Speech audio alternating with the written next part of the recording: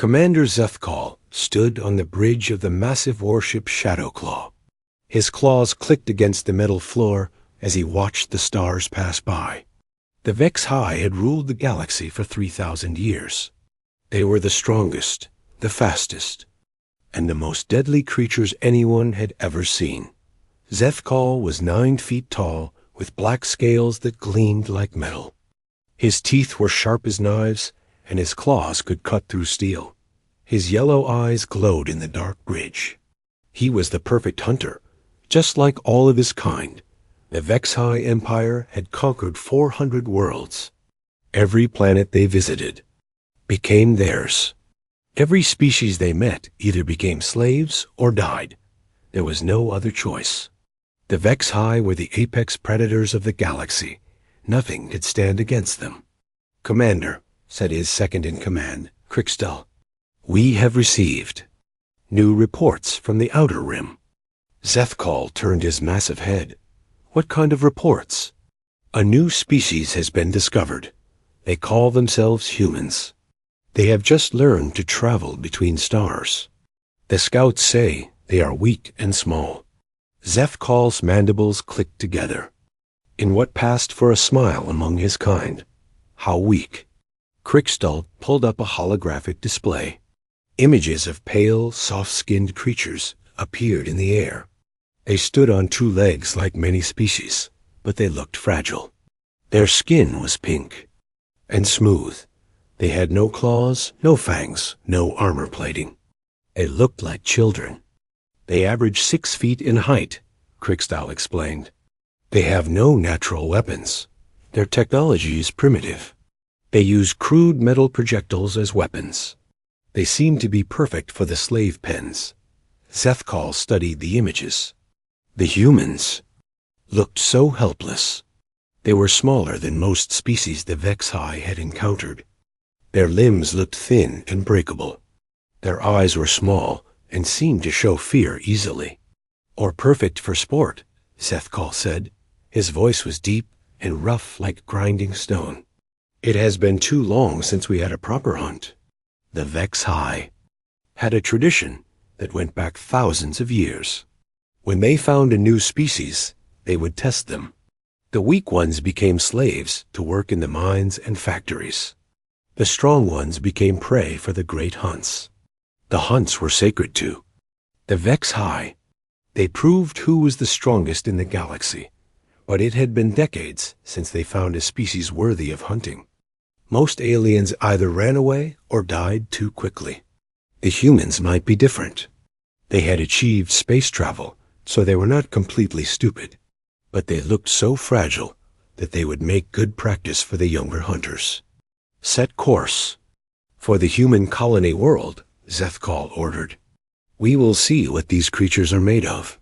The Shadowclaw was one of the largest ships in the Vex-High fleet. It was 3 miles long and covered in weapons. Its armor was so thick that nothing could penetrate it. The ship carried 5,000 of the best Vex-High warriors. Each warrior was a master of combat who had killed hundreds of enemies. As the ship traveled through space, Zethkal thought about the upcoming hunt. The humans had settled on a world called Haven's Rest. The name made him laugh. Soon it would be anything but restful. The Vex-High had studied human behavior from long-range scans. The humans seemed to live in groups and work together. They built cities and grew food. They had families and cared for their young. All of this made them seem weak to the Vex-High. The Vex-High were different. They lived alone except when hunting or mating. They were born with the instinct to kill. Their children learned to fight before they could walk properly. Weakness was not tolerated. Only the strongest survived. "Tell me about their military," Zethkal said. Crixtel brought up more images. "They have small ships with basic weapons. Their soldiers carry simple guns that fire metal bullets. They wear cloth uniforms that provide no real protection. Their largest ship is smaller than our smallest fighter." This news pleased Zethkal. The humans would not be able to put up any real resistance. The hunt would be easy, maybe too easy. but it would be good training for the younger warriors, who had not yet proven themselves in battle. The Vex High ship entered the human solar system 3 days later. The humans had built several small stations around their colony world.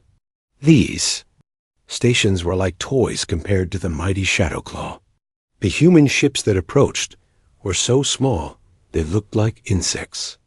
"They are trying to communicate," reported the communications officer. "Let them speak," Zethkal said. "I want to hear the voice of our prey." A human voice came through the speakers. It was higher pitched than a Vex High voice and seemed to shake. "With fear. Unknown vessel, this is Haven's Rest Defense Command. Please identify yourself and state your intentions." Zethkal activated the communication system. When he spoke, his voice filled the bridge with its deep, threatening tone. "I am Commander Zethkal of the Vex High Empire. You are now part of our territory. Surrender immediately, and you will become our slaves. Resist, and you will become our prey. Choose quickly." There was a long silence from the human ships. Zethkal imagined the terror they must be feeling. Soon they would learn what it meant to face the galaxy's greatest hunters. The hunt was about to begin. Admiral Jake Morrison stood in the command center of Haven's Rest Defense Station. He was a tall man with gray hair and calm blue eyes. He had been waiting for this day for months. The long-range sensors had detected the massive alien ship while it was still days away. Jake had spent 30 years in the Earth Defense Force. He had fought in the Martian Wars and the Belt conflicts. He knew how to read an enemy, and this enemy was unlike anything humanity had ever faced. "Sir, the alien ship is 3 miles long," reported Lieutenant Amy Foster from the sensor station. "It has enough firepower to destroy our entire Fleet 10. "Time's over." Jake nodded. He had already known this. The 3 human destroyers Defiant, Valor, and Liberty were tough ships, but they were nothing compared to the massive alien vessel. Each destroyer carried only 50 crew members and a handful of weapons. "Captain Hayes, what is the status of your ship?" Jake asked into his communicator. Captain Lisa Hayes responded from the bridge of the Defiant. "All systems ready, Admiral. My crew is prepared for battle." Lisa was one of the best ship commanders in the human fleet. She was smart, brave, and never backed down from a fight. Her crew trusted her completely. If anyone could find a way to hurt the aliens, it would be her. "Captain Martinez, Captain Johnson, report," Jake said to the other 2 ship commanders. "Valor is ready for action," came the reply from Captain Carlos Martinez. "Liberty stands ready," added Captain Steve Johnson. Jake looked at the tactical display. The alien ship was huge and powerful.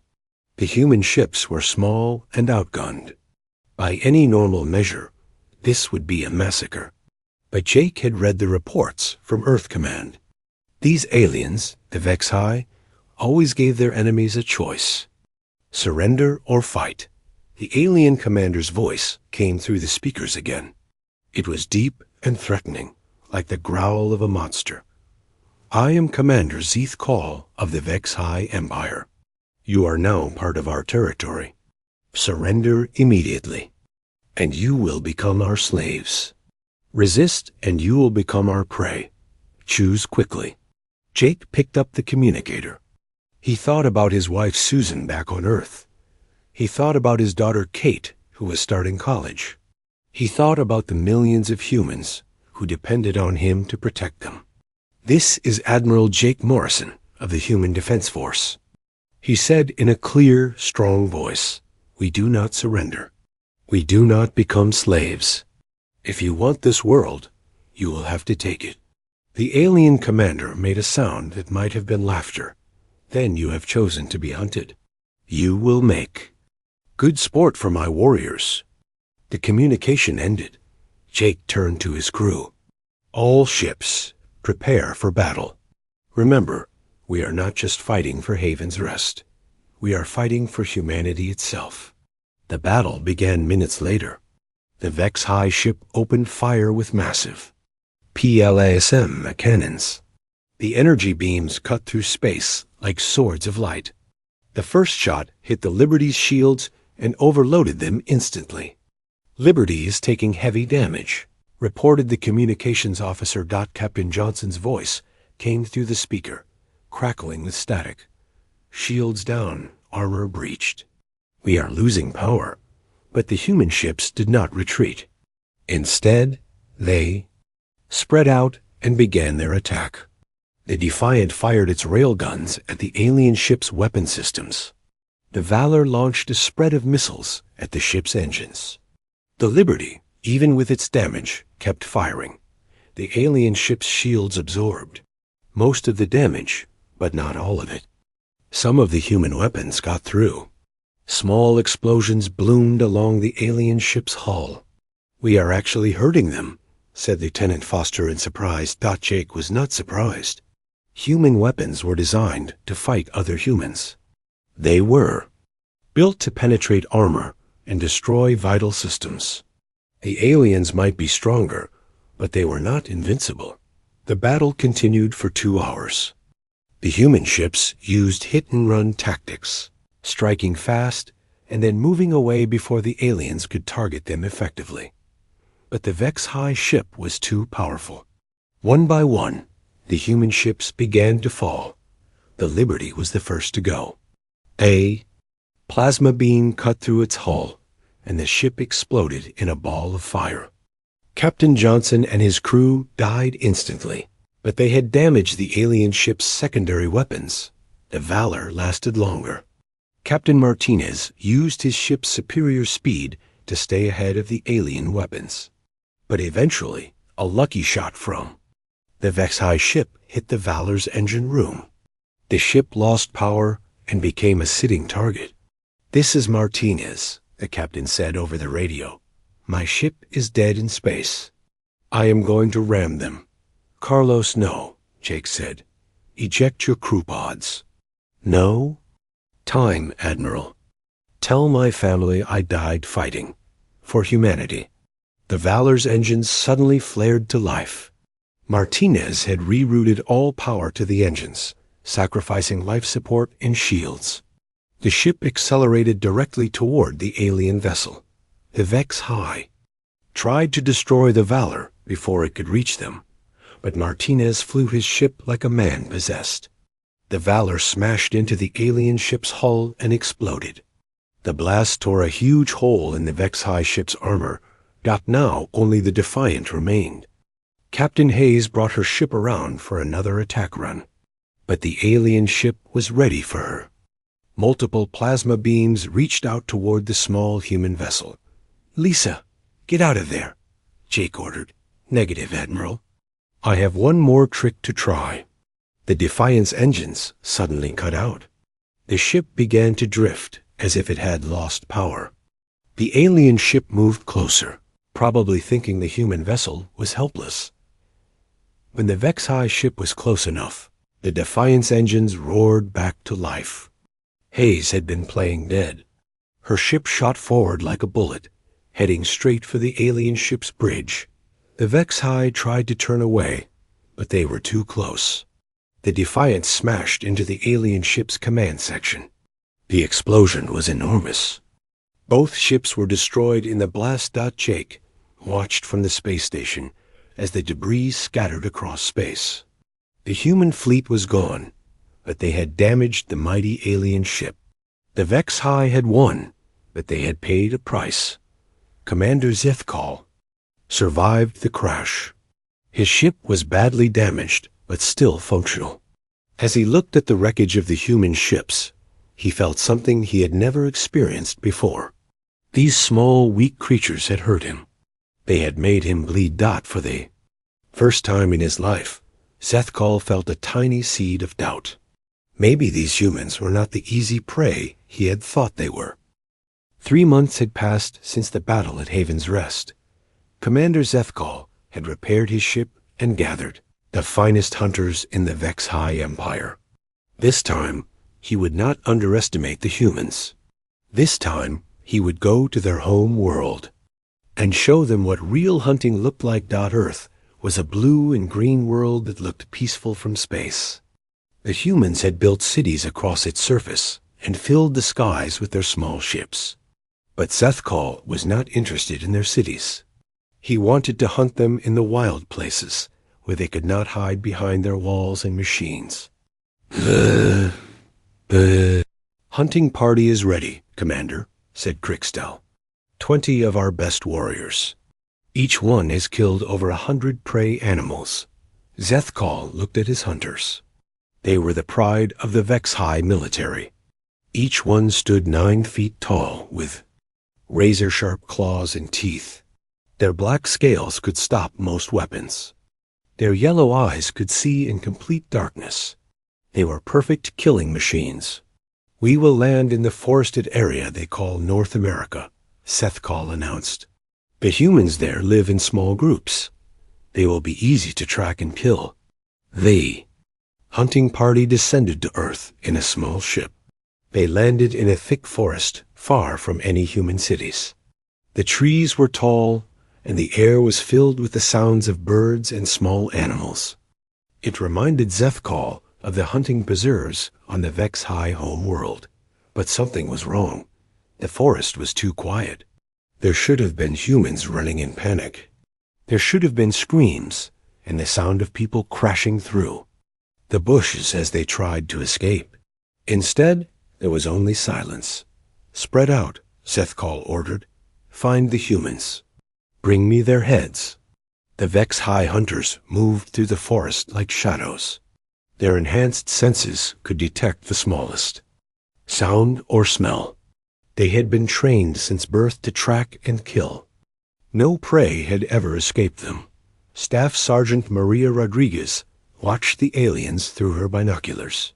She was hidden in a tree 100 yards away, completely invisible in her camouflage suit.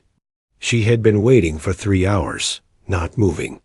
A muscle-dot Maria had spent the last 3 months studying everything the survivors of Havens. Rest could tell her about the Vex-High. She knew how they moved, how they hunted, and how they thought.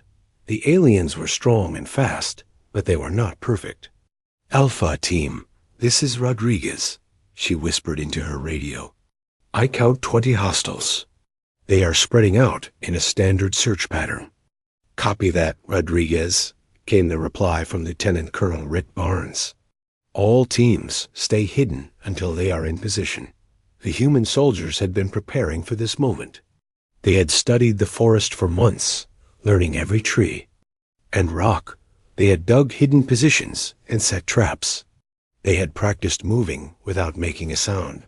The first Vex-High hunter died without ever seeing his killer. Corporal Danny Mitchell fired a single shot from his sniper rifle. The bullet hit the alien in the head and dropped him instantly. The shot was fired from over a mile away, farther than any Vex-High had ever been killed from. The other hunters heard the shot and immediately went on alert. They looked around, trying to find the source of the attack. But Danny was already moving to a new position. He had been trained to shoot and move quickly. The second Vex-High hunter fell into a pit that engineer Kate Sullivan had dug. The pit was 10 feet deep and lined with explosive charges. When the alien fell in, the charges detonated. The explosion was heard for miles. Now the Vex-High knew they were being hunted, but they could not see their hunters. The humans moved like ghosts through the forest. They used the shadows and the thick trees to stay hidden. Zethkal was furious. 2 of his best hunters were dead, and he had not even seen a human yet. This was not how a hunt was supposed to go. The prey was supposed to run, so the hunters could chase them. They were not supposed to fight back. Show yourselves, cowards, Zethkal roared. His voice echoed through the forest. The humans did not show themselves. Instead, they continued their attacks. Private Jenny Lee threw a grenade that wounded 2 more Vex-High. Sergeant Bob Taylor used his shotgun to kill another alien at close range. The forest became a maze of death for the supposedly superior hunters. The Vex-High tried to use their enhanced senses to find the humans, But the humans had learned to mask their scent with mud and leaves. They moved carefully to avoid making noise. They had become invisible to the aliens' superior abilities.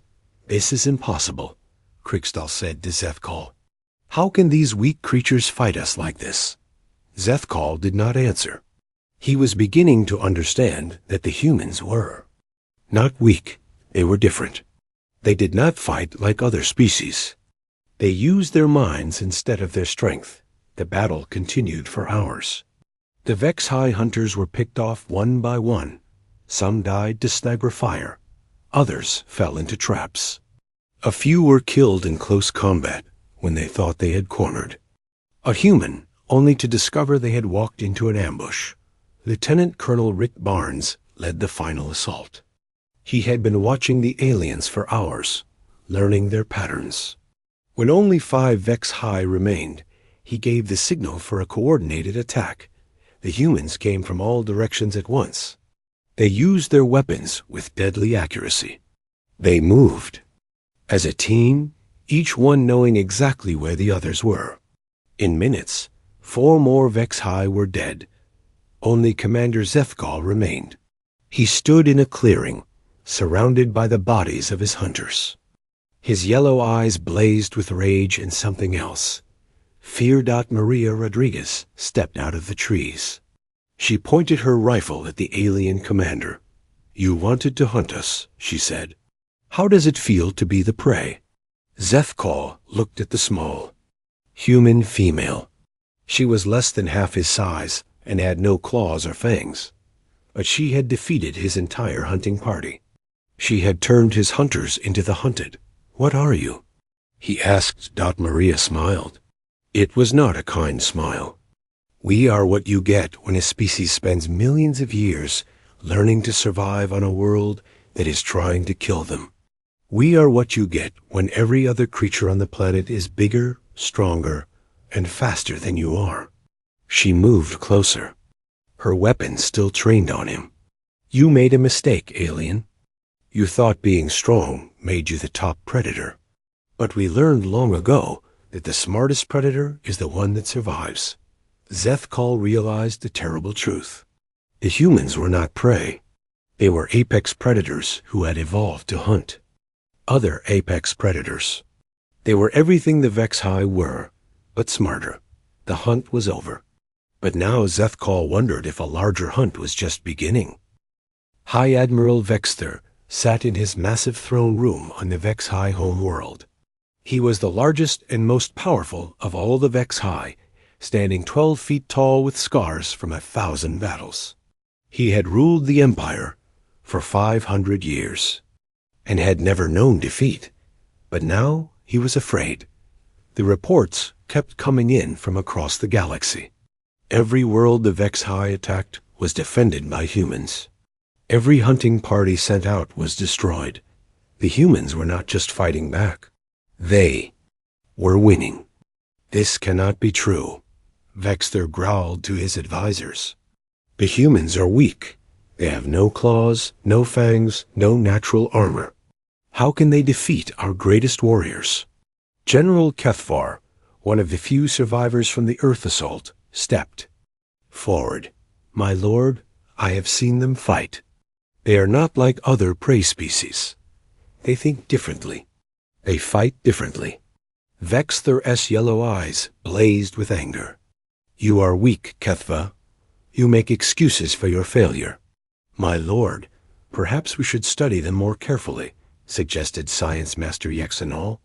"We have captured one of their leaders. She claims to be a scientist who studies alien species."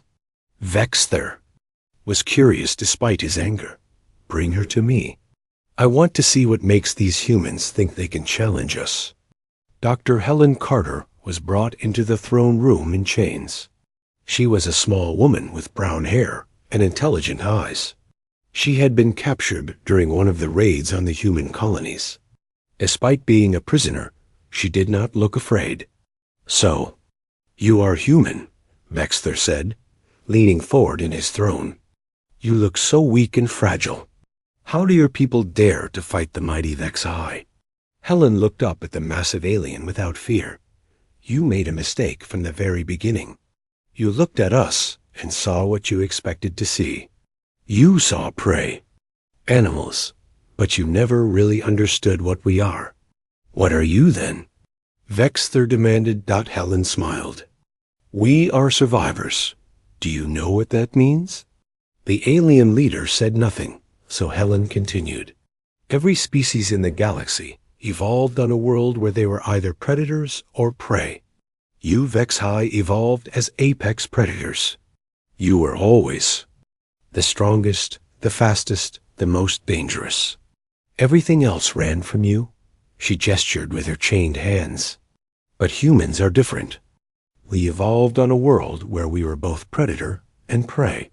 We had to learn to hunt animals bigger and stronger than us. We also had to learn to survive being hunted by creatures that could kill us easily. Vexthor was listening now. This was not what he had expected to hear. Our world tried to kill us in every way possible, Helen continued.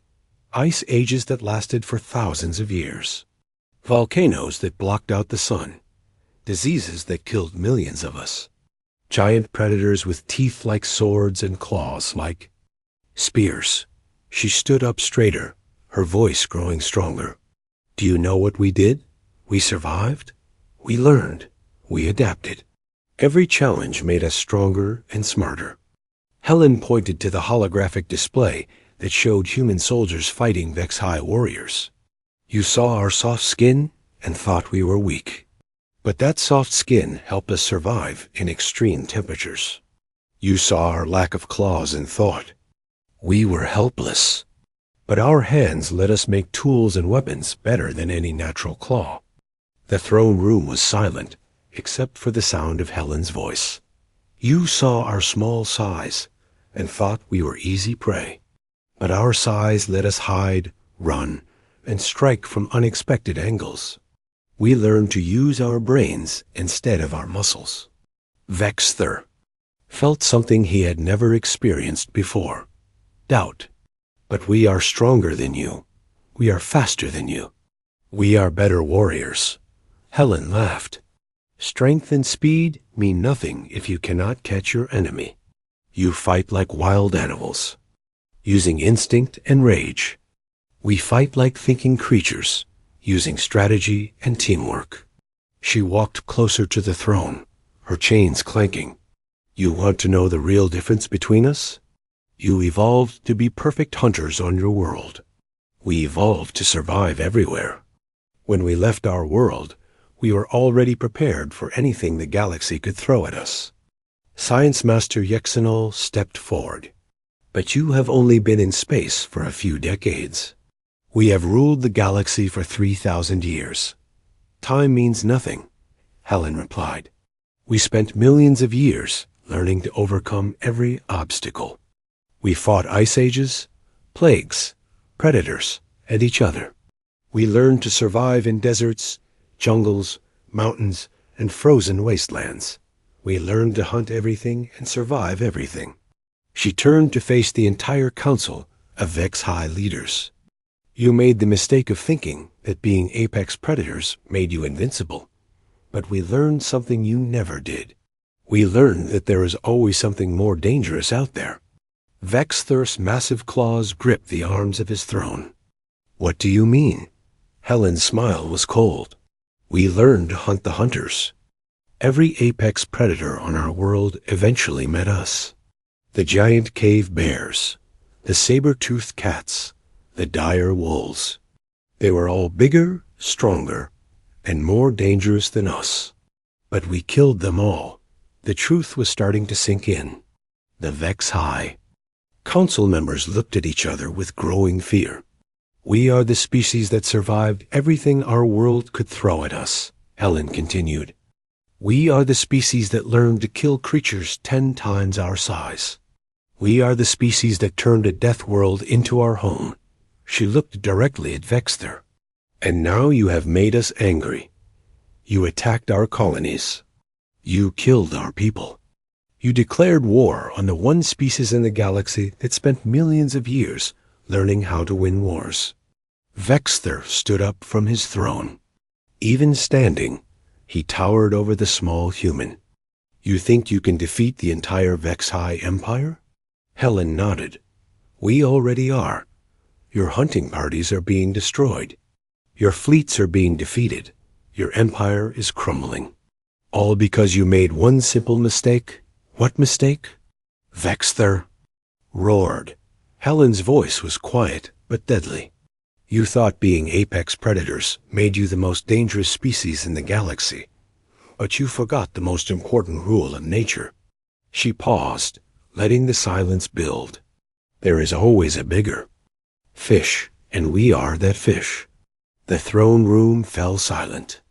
The mighty Vex-High Empire, which had ruled the galaxy for 3,000 years, was finally beginning to understand what they had unleashed. They had awakened humanity. And humanity was everything they were, but smarter, more adaptable, and more dangerous than they had ever imagined. General Patricia Stone stood on the command deck of the battleship Vengeance as it approached the Vex-High home world. 2 years had passed since the war began, and the mighty Vex-High Empire was finally broken. Their fleets were destroyed. Their colonies had surrendered. Now only their home world remained. Patricia was a veteran of many battles. She had fought in the early days when the humans were still learning how to fight the Vex-High. She had seen entire human colonies burned by alien plasma weapons. She had watched good soldiers die fighting enemies twice their size. But the humans had learned quickly. They studied every battle, every defeat, every victory. They adapted their tactics and improved their weapons. Most importantly, they learned to think like their enemies while fighting like humans. General, we are receiving a transmission from the planet, reported Captain Alex Turner, the ship's commander. Put it through, Patricia said. The face of High Admiral Vexther appeared on the main screen. The once mighty ruler of the galaxy looked old and defeated. His yellow eyes no longer blazed with confidence. His massive frame seemed smaller somehow. Human General, Vexther said, his deep voice filled with weariness. I wish to discuss terms of surrender. Patricia studied the alien leader. 2 years ago, this creature had commanded the largest empire in galactic history. His armies had conquered 400 worlds. His name had been feared across the galaxy. Now he was beaten, and he knew it. The terms are simple, Patricia replied. Complete surrender of all Vex-High military forces. Release of all prisoners and slaves. Cooperation with the new galactic government we are establishing. Vexther's mandibles clicked in what might have been bitter laughter. A new galactic government? You humans move quickly to replace us. We are not replacing you, Patricia said. We are offering you a chance to join something better. A galaxy where species work together instead of one ruling over all the others. The alien leader was quiet for a long moment. And if we refuse, Patricia's expression hardened, then we will finish what you started. Your choice. The transmission ended. Patricia turned to Captain Turner. What is the status of the planet's defenses? Minimal, Turner replied. Most of their fleet was destroyed in the Battle of Kepler Station. They have some ground-based weapons, but nothing that can threaten our ships. Patricia nodded. The Battle of Kepler Station had been the turning point of the war. The Vex-High had gathered their remaining fleets for one final assault on the human colonies. But the humans had been ready for them. Admiral Jack Morrison, the son of the admiral who had died defending Haven's Rest, had commanded the human fleet. He used tactics the Vex-High had never seen before. Human ships appeared from unexpected directions. They struck hard and fast, then disappeared before the enemy could respond. The Vex-High fleet had been completely destroyed. Over 3,000 alien warships were reduced to debris. The humans had lost only a few dozen ships. It was the most one-sided victory in galactic history.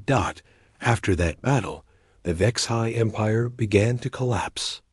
World after world surrendered to the humans. The alien species that had been enslaved for thousands of years rose up against their masters. The galaxy changed almost overnight. "General, we have another transmission," Captain Turner announced. "This one is from the surface." Dr. Helen Carter appeared on the screen. She was no longer a prisoner. The humans had rescued her during the liberation of the first Vex High prison world. She now served as the chief negotiator for the new galactic government. "Patricia, I am on the surface with a delegation of Vex High leaders," Helen said. "They want to negotiate. What are they offering?" Patricia asked. "Complete surrender in exchange for integration into the new galactic order. They want to be treated as equals, not as conquered enemies." Patricia considered this.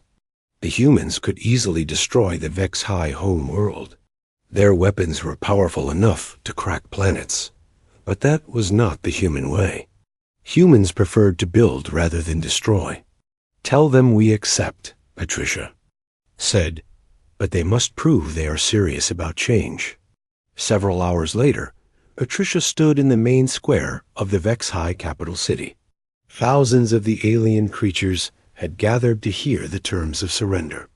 They looked at the small human general with a mixture of fear and curiosity. High Admiral Vexter stood beside her, along with the other Vex High leaders. They had agreed to the human terms. They would give up their weapons and their empire. In return, they would be allowed to join the new galactic community as equals. "People of the Vex High Empire," Patricia said, her voice carried by speakers throughout the city. "The war is over. Your empire is finished. But this is not the end of your species." She gestured to the mixed crowd of humans and aliens. "We offer you a choice. You can continue to live as you always have, believing that might makes right. Or you can learn to live in peace with other species." A young Vex High warrior stepped forward. "Why should we trust you? You have defeated us. You could destroy us. Why do you offer us mercy?" Patricia smiled. "Because that is what makes us different from you. We do not fight to conquer. We fight to protect. We do not seek to rule others. We seek to build a better galaxy for everyone." She turned to address the entire crowd. "The age of empires is over. The age of cooperation has begun. Every species in the galaxy will have a voice. Every world will be free to choose its own path." Vexter stepped forward. "What of those who cannot change? What of those who still believe in the old ways?" "They will be given a choice," Patricia replied. "Join us and learn to live in peace, or exile themselves to the outer rim where they can live as they choose without threatening others." Most of the Vex High chose to stay and learn.